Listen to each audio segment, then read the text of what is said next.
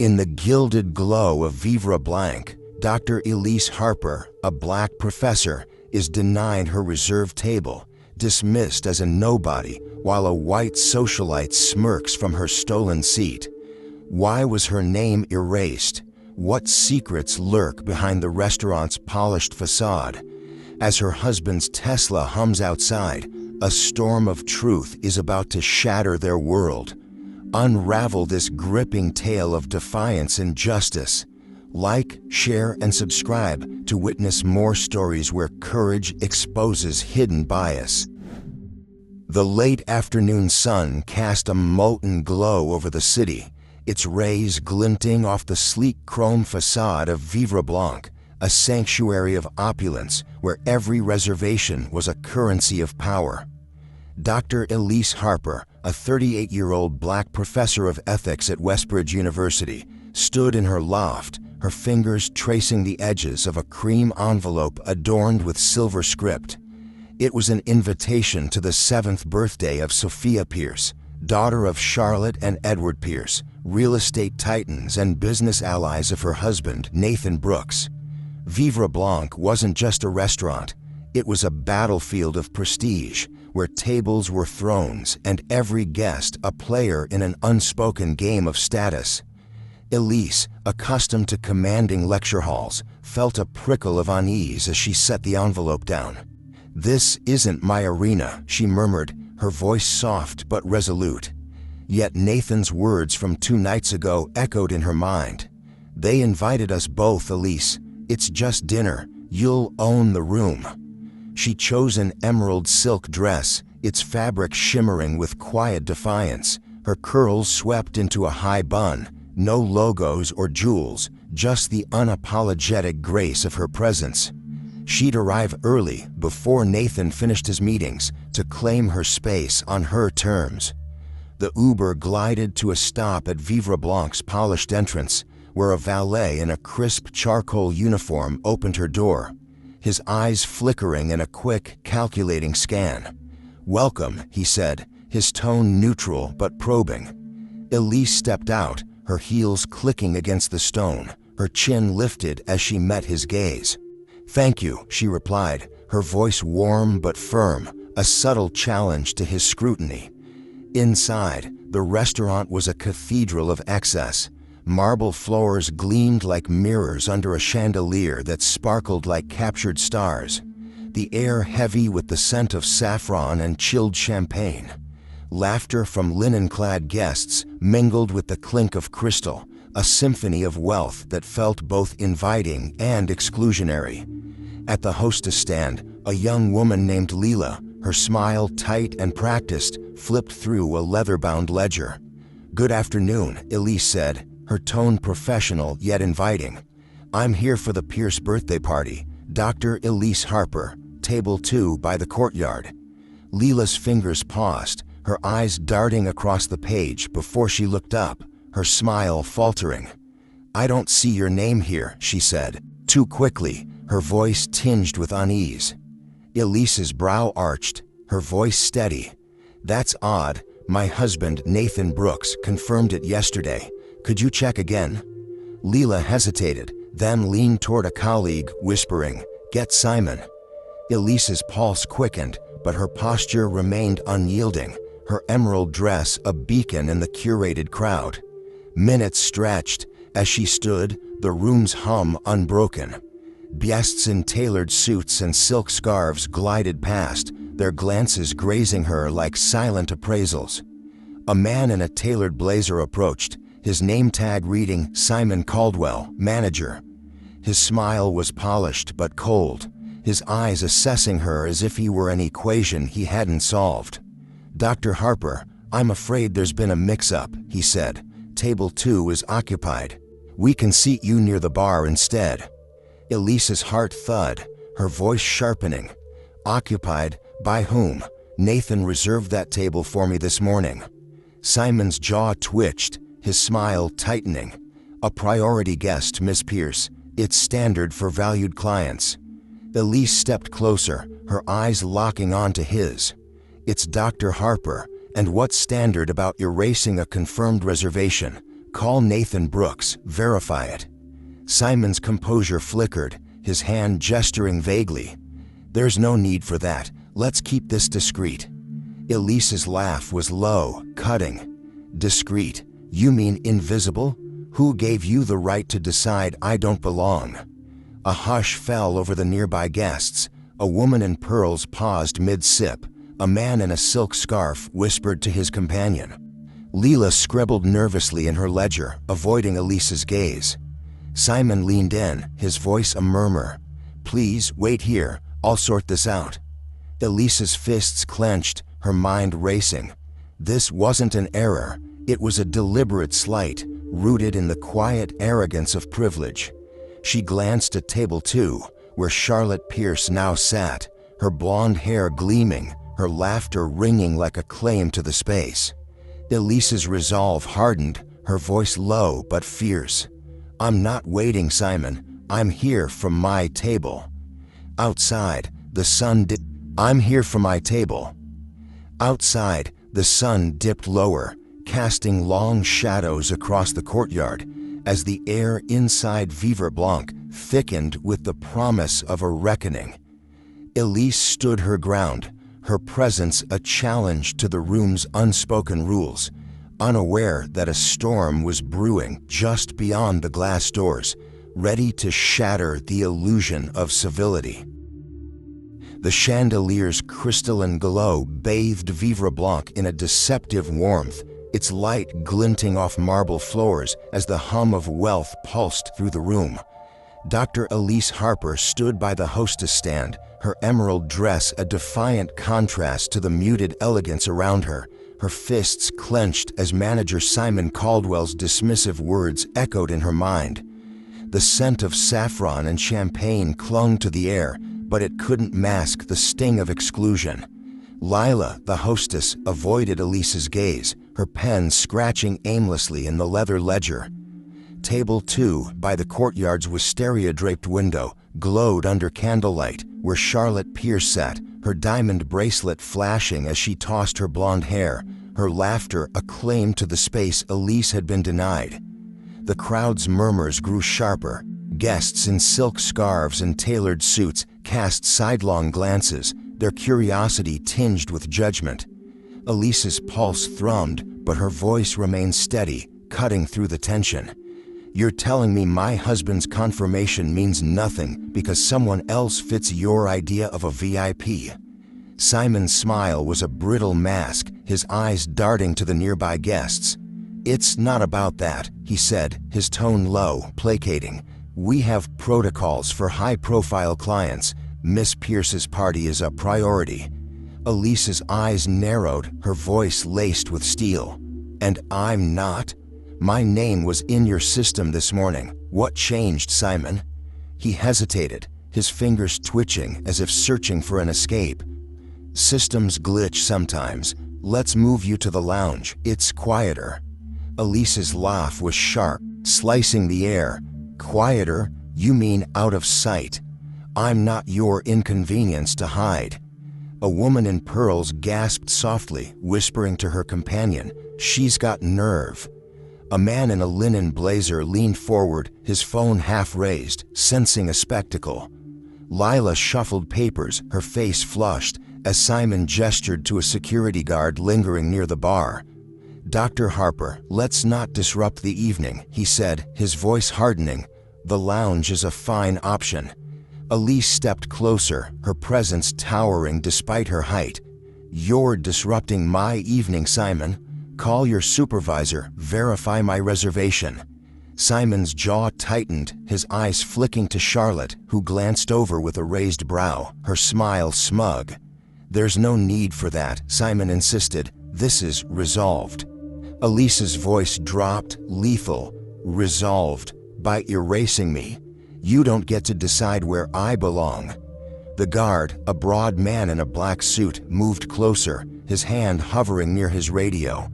Elise's heart raced, but she stood firm, her eyes locked on Simon. Tell him to back off, she said, her tone a warning.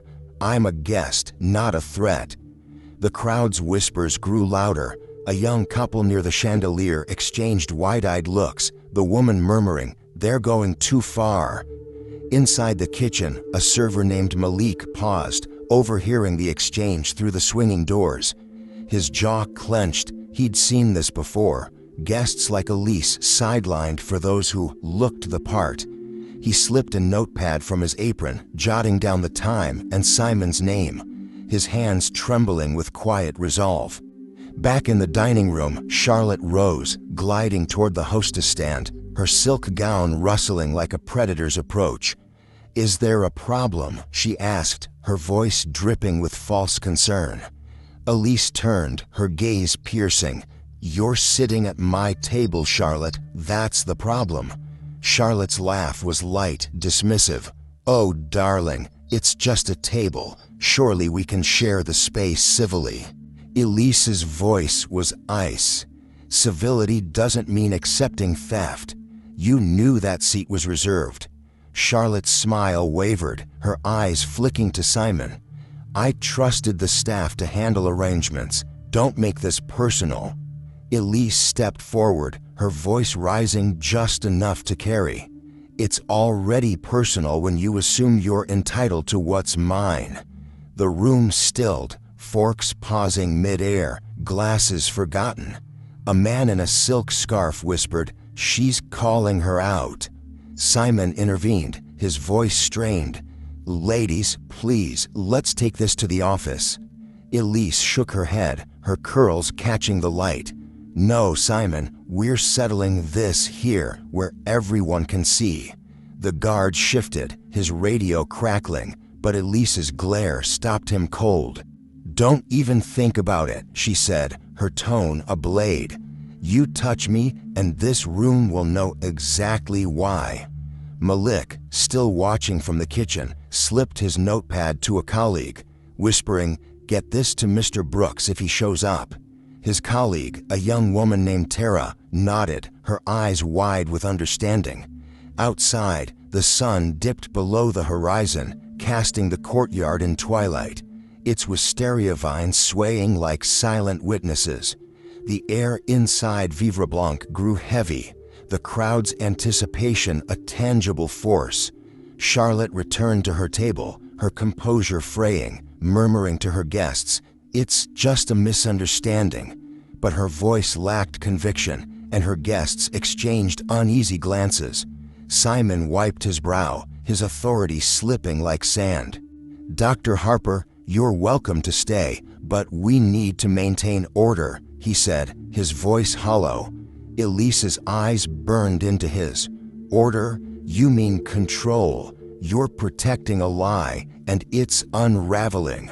A faint hum broke the standoff, a low electric purr that turned heads toward the glass doors. A sleek obsidian Tesla Roadster glided to the curb, its presence a quiet earthquake. Elise's heart lifted, but she didn't move, her stance unwavering. Simon's face paled, his eyes darting to the entrance, as if sensing a shift he couldn't stop.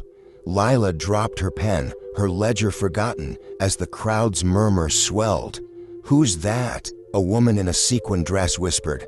Her companion shrugged, phone raised to capture the moment. The doors parted with a soft hiss, and the room braced for the storm about to break, as Elise stood, a beacon of defiance, ready to reclaim what was hers in a battle that was only just beginning.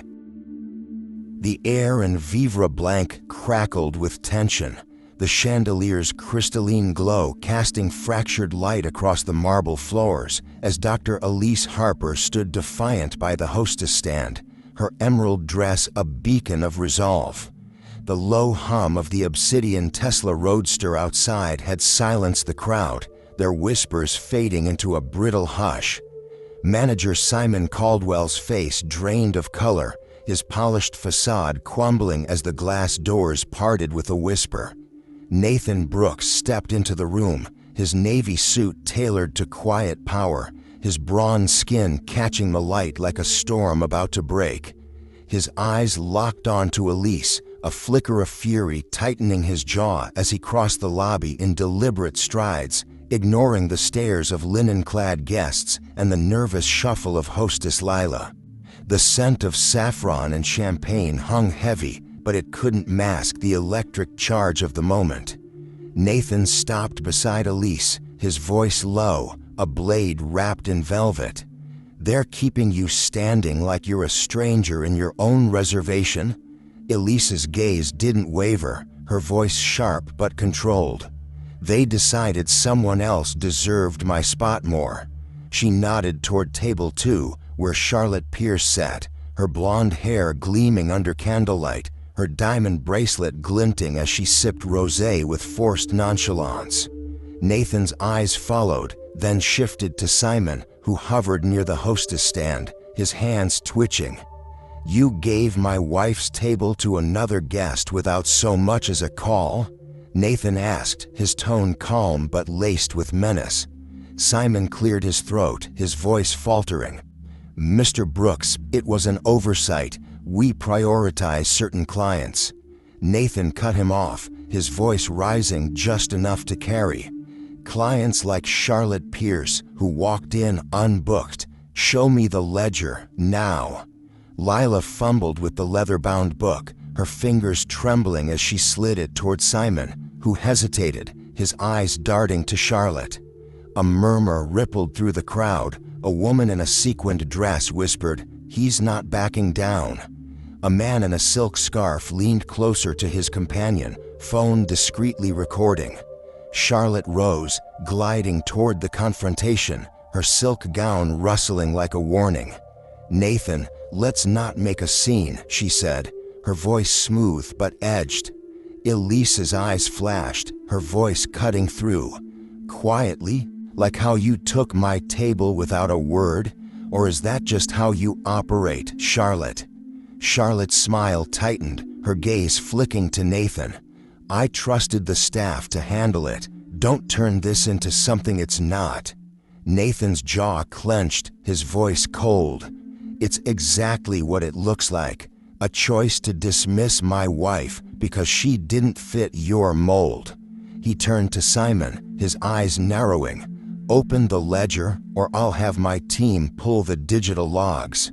Simon's face paled, but before he could respond, a server, Malik, emerged from the kitchen, his apron slightly askew, a USB drive clutched in his hand. He approached Nathan, his voice low but urgent. "Sir, you need this. 6 months of reservation overrides, all signed off by Simon." Elise's breath caught. Her eyes met Malik's, a silent gratitude passing between them. Nathan took the drive, his expression hardening. "You've been burying names like Elise's for months, haven't you?" he said, his voice thunder. Simon stammered, "That's not, I didn't," but his words dissolved under Nathan's glare. Charlotte stepped closer, her voice sharp. "You're blowing this out of proportion, Nathan. It's one table. Why drag everyone into your drama?" Elise's laugh was low, lethal. "Drama? This is accountability, Charlotte. You sat there knowing that seat wasn't yours." The crowd's murmurs grew.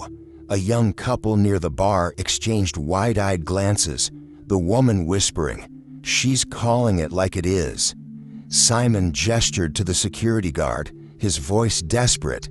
"Escort them to the lounge. This is disruptive." Elise spun on him, her voice a whip. "Disruptive? You erased my place in this room. You don't get to play victim." The guard hesitated, his radio crackling, but Nathan raised a hand, his voice commanding. "Stand down. You're not touching her." Malik lingered nearby, his notepad now in Tara's hands, another server who joined him, her eyes fierce with quiet defiance. "I saw it happen before," Tara whispered to Malik. "They moved a black couple last month, same excuse." Malik nodded, his resolve hardening. "Not this time."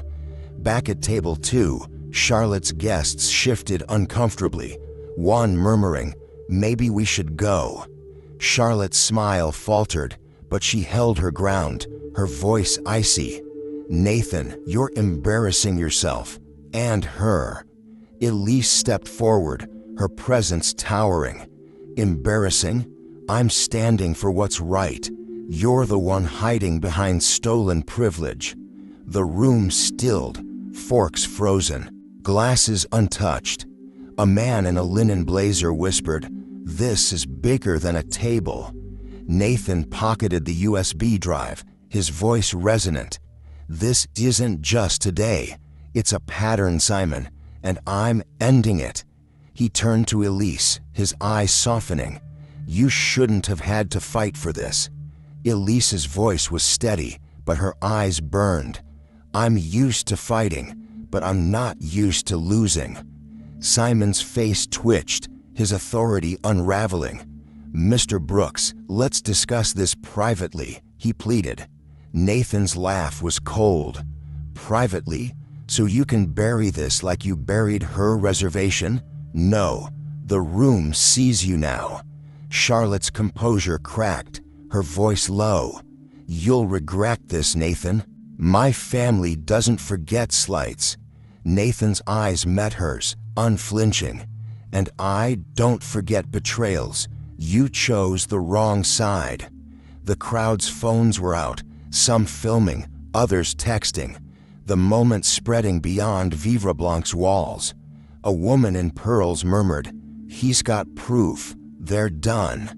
Elise stood tall, her emerald dress catching the light like a battle standard.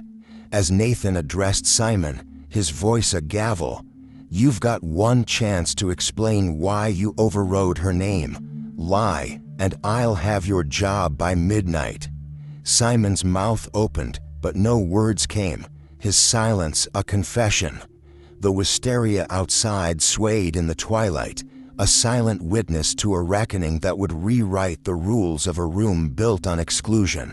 As Elise and Nathan prepared to reclaim not just a table, but a truth that refused to be silenced. The chandelier's fractured light danced across Vivre Blanc's marble floors, casting jagged shadows that mirrored the unraveling civility in the dining room. Dr. Elise Harper stood beside Nathan Brooks, her emerald dress a defiant flame amid the muted wealth, her gaze unwavering as the crowd's murmurs pulsed like a heartbeat. Nathan's navy suit exuded quiet power, the USB drive in his pocket a ticking bomb of evidence against manager Simon Caldwell's systemic bias. The wisteria-draped courtyard beyond the glass glowed under twilight, a serene contrast to the storm brewing within. Simon's face was ashen, his polished veneer shattered as he stammered, his eyes darting between Nathan and Charlotte Pierce, who sat at table 2, her rosé untouched, her diamond bracelet glinting like a shackle. The air was thick with saffron and tension. The crowd, guests in silk scarves and linen blazers, frozen, phones raised, capturing a reckoning that would echo far beyond these walls. Elise's voice sliced through, clear and unyielding. "You thought you could erase my place and call it protocol. Now the room knows your truth." Simon's hands trembled, his voice a desperate plea. "This is a misunderstanding, Mr. Brooks. I'll fix it. Offer another table. Comp the meal." Nathan's laugh was cold, a blade in the silence. "Fix it? You buried her name for months, Simon. This drive proves it.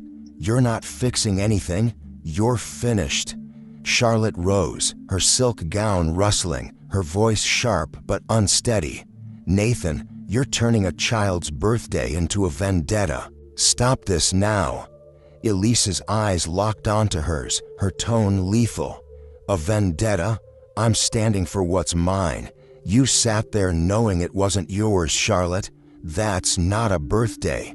It's theft." Charlotte's jaw tightened, her gaze flicking to her guests, who shifted uncomfortably, one murmuring, "This is getting ugly." A woman in pearls whispered, "She's right, they took her spot." Nathan held up the USB drive, his voice resonant, commanding the room. "This isn't one mistake, it's a pattern. Dozens of guests like Elise, their reservations overridden for people who fit your mold." He turned to Simon, his eyes narrowing. You signed off on every one. Why? Simon's mouth opened, then closed, his silence damning. Malik, the server who'd slipped Nathan the drive, stood by the kitchen doors, his eyes fierce with quiet pride. Tara, his colleague, clutched her notepad, whispering, "He's done. They can't hide this." The crowd's phones buzzed, video streaming live, hashtags like Vivre Blanc bias already trending. A man in a sequined jacket muttered, "This is going viral." His companion nodded, eyes wide. They messed with the wrong woman. Simon gestured frantically to the security guard, his voice cracking. "Clear the area. This is disruptive to our guests." Elise stepped forward, her presence towering. "Disruptive? You humiliated me in front of this room, Simon. Now you want to silence us." The guard hesitated, his radio crackling, but Nathan's voice boomed, a gavel. "Don't move. You're not escorting anyone out but him." He pointed at Simon, who flinched, his eyes darting to Charlotte for rescue. She leaned forward, her voice low, venomous. "Nathan, you're burning bridges you'll need later. My family's influence isn't something you dismiss lightly." Nathan's smile was ice. "Your influence ends where my wife's dignity begins, Charlotte. You chose wrong."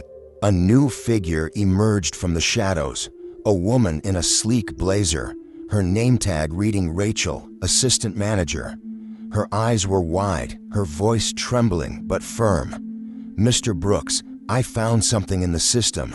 She handed him a tablet, its screen glowing with a spreadsheet. "Last week, Miss Pierce wired funds to Simon's personal account. It's tagged as consulting, but it coincides with table overrides." Elise's breath caught, her eyes meeting Nathan's, a spark of realization passing between them. "You weren't just taking tables," Elise said, her voice rising, cutting through the crowd's gasps. "You were selling them, Simon, and Charlotte was buying." Charlotte's glass slipped, shattering on the floor, the sound echoing like a gunshot. "That's absurd," she snapped, her composure fracturing. "You have no proof." Nathan tapped the tablet, his voice thunder. "This is proof. Dates, amounts, your signature, Charlotte. You paid to bury guests like Elise." The crowd erupted in whispers. A young couple near the bar stood filming, the woman murmuring, "They're corrupt." A man in a silk scarf shook his head, muttering, "Unbelievable." Simon's face crumpled, his voice a whisper. "It was just business." Charlotte cut him off, her voice shrill. "Don't drag me into your mess, Simon. I trusted you to handle things." Elise's laugh was low, searing. "Trusted him to erase people like me? You're not a victim, Charlotte. You're complicit." The room stilled, the weight of her words sinking in. Malik stepped forward, his voice steady. "I've got more. Emails between Simon and Charlotte, planning this for months." He held up his phone, screenshots glowing, a final nail in their coffin. Nathan turned to the crowd, his voice a clarion call. "This isn't just about a table. It's about a system that trades dignity for profit. I own 62% of Vivre Blanc, and tonight, that system ends." Gasps rippled. A woman in pearls dropped her fork, her companion whispering, "He owns it." Charlotte's face paled, her voice barely audible. "You're making a mistake, Nathan." Elise stepped beside him, her voice resonant. "The mistake was yours, thinking you could silence me. This room sees you now." Simon sank into a chair, his hands shaking, as Rachel signaled the guard, who now stood by Simon, not Elise. "Mr. Caldwell, you need to come with me," Rachel said, her voice firm, a shift in power unfolding. The courtyard's wisteria swayed in the breeze, a silent witness, as Nathan addressed Simon, his voice cold. "You're suspended, effective now. The board meets at 7:30. Don't touch the logs. I've got copies." He turned to Elise, his eyes softening. "This is your table. Take it." Elise walked to table 2, her heels clicking like a metronome of justice, the crowd parting as she sat, her posture regal, her gaze unyielding. Charlotte's guests stood, gathering their things, one muttering, "We're done here." Charlotte followed, her face a mask of fury, but her steps faltered as she passed Elise, who said, her voice soft but lethal, "You built your throne on stolen seats. It's crumbling now." Charlotte froze, then stormed out, the door slamming behind her. Malik approached, placing a glass of water before Elise, his voice low. "You're not the first they did this to, but you're the last."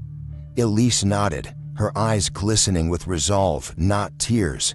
Nathan sat beside her, his hand brushing hers, a gesture of solidarity. The crowd's phones kept filming, the moment immortalized, as Tara whispered to Malik, "This changes everything." Outside, the city pulsed, unaware that Vivre Blanc's polished facade had cracked, revealing a truth that would reshape its legacy. Elise lifted her glass, her voice steady. "To the ones who stood before me, and the ones who'll never have to fight again." The clink echoed, a toast to a revolution born at table 2, where dignity refused to be erased.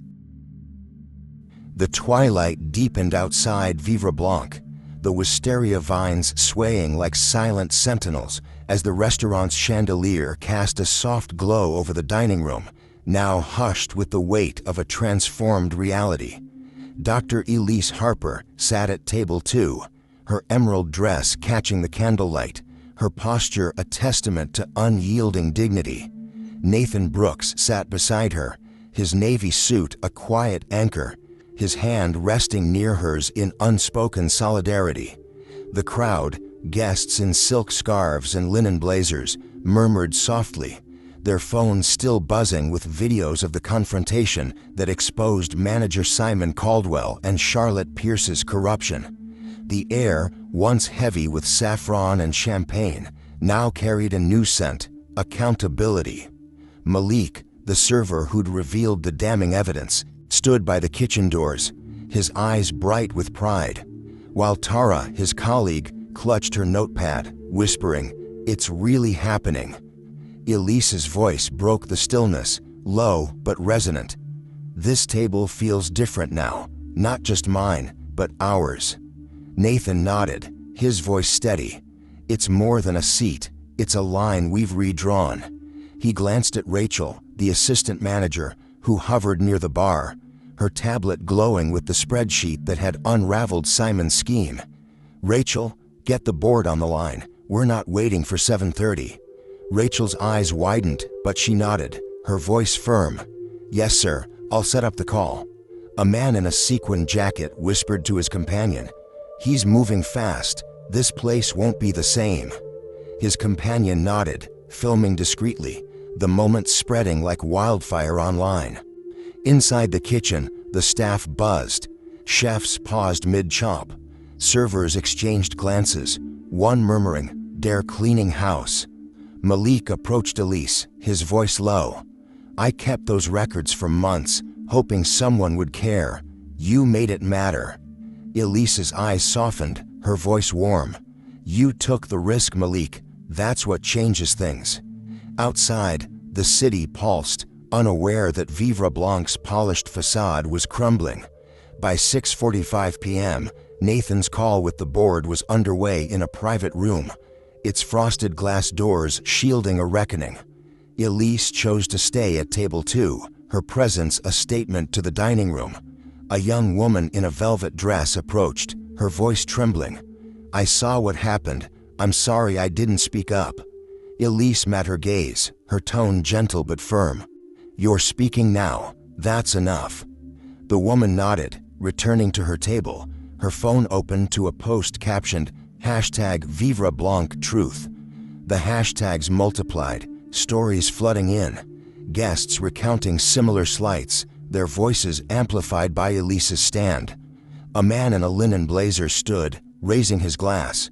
To courage, he said, his voice carrying. Others joined, a ripple of clinks echoing, a rare moment of unity in a room built on division. Rachel emerged, her face tense but resolute. The boards agreed to immediate action. Simon's out, and they're auditing all reservations. Elise's brow lifted, her voice sharp. And Charlotte? She didn't just take tables, she funded this. Rachel hesitated, then nodded. Nathan's pushing for a full investigation. Her family's already calling to negotiate. Elise's laugh was low, cutting. Negotiate? They don't get to buy their way out of this.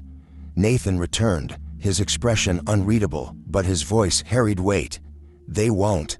The board's frozen her accounts pending review. This goes deeper than we thought. Elise's eyes narrowed, her voice urgent. Deeper how? Nathan leaned in, his voice low. Charlotte's been funneling funds through Simon to secure tables for her investors. It's a network, Elise, and we just cracked it open. The crowd's murmurs grew. A woman in pearls gasped, whispering, "It's a scandal." Malik overheard, his voice fierce as he spoke to Tara. "This is bigger than Vivre Blanc. They've been playing this game everywhere." Tara nodded, her eyes blazing. "We need to tell the others." By 8 p.m., news broke online. A whistleblower from another luxury restaurant cited Vivre Blanc's fallout, exposing similar schemes. Elise's phone buzzed with a message from a colleague. "Your story's shaking the industry. Keep going." She set it down, her voice steady. "We're not done, Nathan. This can't just be one night." He nodded, his hand brushing hers. "It's not. I'm rolling out reforms. AI tracking, anonymous reporting, equity boards. No one gets erased again." A week later, Vivre Blanc's doors reopened under a new rhythm. The reservation desk now featured a digital kiosk, each booking encrypted, each change logged transparently. Maya, a new hostess with natural curls and a gold-embroidered blazer, greeted guests with unapologetic warmth. "Welcome," she said to a black couple, her voice genuine. "Your table's ready." The dining room felt different, no hidden corners, lighting intimate but inclusive. The menu honored unsung voices, each dish named for communities whose contributions had shaped the city. Elise returned that Friday, her ivory silk dress catching the light, Nathan beside her in slate gray. Malik, now director of guest experience, greeted them, his voice proud. "Dr. Harper, Mr. Brooks, your table awaits." Elise smiled, her tone warm. "Thank you, Malik. You're making this place new." Table 2, framed by candlelight and peonies, bore a small plaque. "Dr. Harper's table, where truth took root." Elise sat, her eyes tracing the wisteria outside, her voice soft. "I thought I'd hate coming back." Nathan's gaze met hers, his tone quiet. "But you reshaped this room. It's yours now." A server, Natalie, approached, her voice reverent. "Tonight's menu honors women who changed history quietly. Chef says it's for you." Elise's lips curved, her voice dry. "Quietly? I don't know about that." Natalie blushed, nodding. "You know what I mean." The crowd watched, not with skepticism, but respect. A couple at the next table nodded, a woman at the bar whispered, "She's incredible." Elise's blog post, "The Price of Presence," had gone viral, sparking protests outside luxury venues, demanding transparency. A senator called for hearings, citing her words, "Exclusion wears a smile, but it cuts like a knife." Malik returned, placing a framed document on the table, a printout of Elise's original reservation, time-stamped, preserved. "This belongs to you," he said, his voice thick. Elise traced the glass, her voice soft. "Proof we were here." Nathan raised his glass, his tone resolute. "To those who fought before, and those who won't have to." Their toast echoed, a vow etched in the room's new soul. Outside, the city hummed, learning from a woman who refused to vanish. Elise leaned back, her voice reflective. "It started with a table, but it ends with a world that sees us." Nathan nodded, his eyes fierce. and we'll keep building it. Dr. Elise Harper's stand at Vivre Blanc teaches us that dignity is a non-negotiable force against prejudice. Her refusal to accept exclusion, despite being dismissed for her skin color, reveals the power of resilience in dismantling systemic bias. Nathan's support and the courage of whistleblowers like Malik show that collective action can expose hidden injustices, from corrupt table assignments to broader networks of discrimination.